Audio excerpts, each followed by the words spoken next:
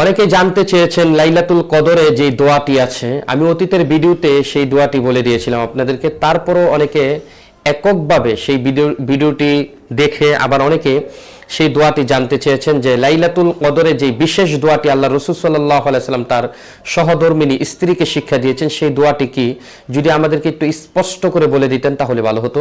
আমি বলে দিয়েছিলাম সেই ভিডিওর ডিসক্রিপশনে, অর্থাৎ আপনি সেখানে কমেন্ট বক্সে অবশ্যই পেয়ে যাবেন সেই দোয়াটি বাংলা উচ্চারণ সহ।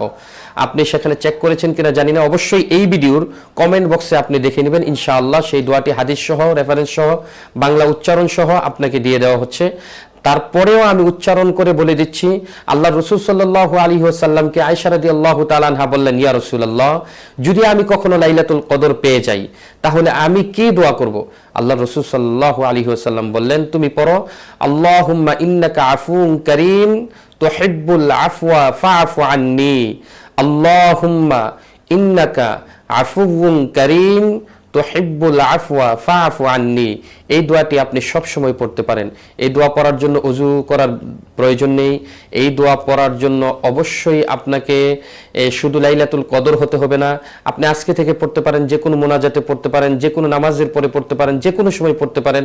লাইলাতুল কদরেও পড়তে পারেন, লাইলাতুল কদরের বাহিরেও পড়তে পারেন, কারণ দোয়াটির অর্থ খুবই সুন্দর। আল্লাহুম্মা, হে আল্লাহ, ইন্নাকা আফুন কারীম, নিশ্চয়ই আপনি দয়াশীল, তুহিব্বুল আফওয়া ফাআফু আন্নী, আপনি দয়াকে ভালোবাসেন, ক্ষমা করাকে ভালোবাসেন, আপনি ক্ষমাশীল রব, আপনি দয়াময়, সুতরাং আপনি আমার গুনাহসমূহ মাফ করেন, আমার উপর দয়া করেন। কত সুন্দর একটি অর্থ হলো এই দোয়ার। তাই আসুন আমরা এই দোয়াটি পাঠ করি। আল্লাহুম্মা ইন্নাকা আফুউন কারীম তুহিব্বুল আফওয়া ফাআফু আন্নী। আসসালামু আলাইকুম ওয়া রাহমাতুল্লাহ।